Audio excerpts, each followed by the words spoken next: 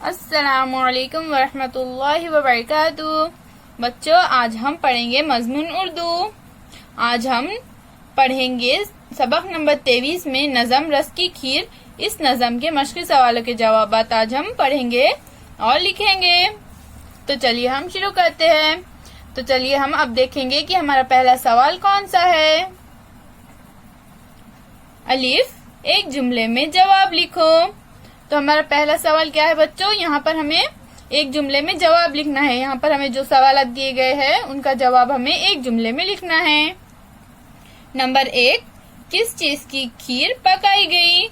तो इसका जवाब है बच्चों, जवाब रस की खीर पकाई गई।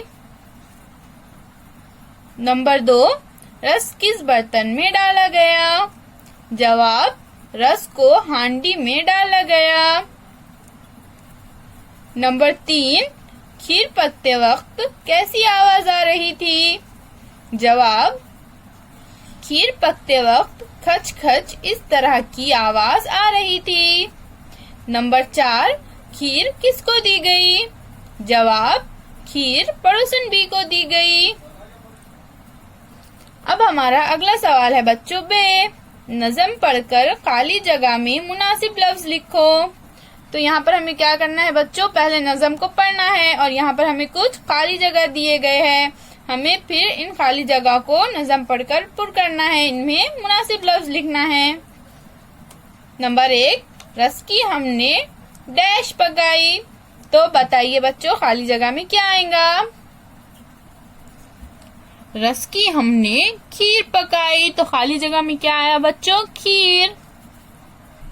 नंबर 2, पहले रस डैश का निकाला। तो बताइए बच्चों, खाली जगह में क्या आएगा? खाली जगह में आएगा पहले रस गन्ने का निकाला। तो खाली जगह में क्या आया बच्चों? गन्ने। नंबर 3, चावल धोकर डैश में डाले। तो क्या आएगा बच्चों खाली जगह में? चावल धोकर रस में डाले।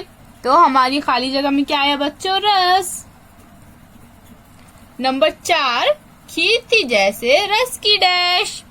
तो अब हमारी आखिरी खाली जगह में क्या आएगा बच्चों? हमारी आखिरी खाली जगह में आएगा मलाई। खीर थी जैसे रस की मलाई। फिर मिलेंगे बच्चों, अल्लाह हाफिज।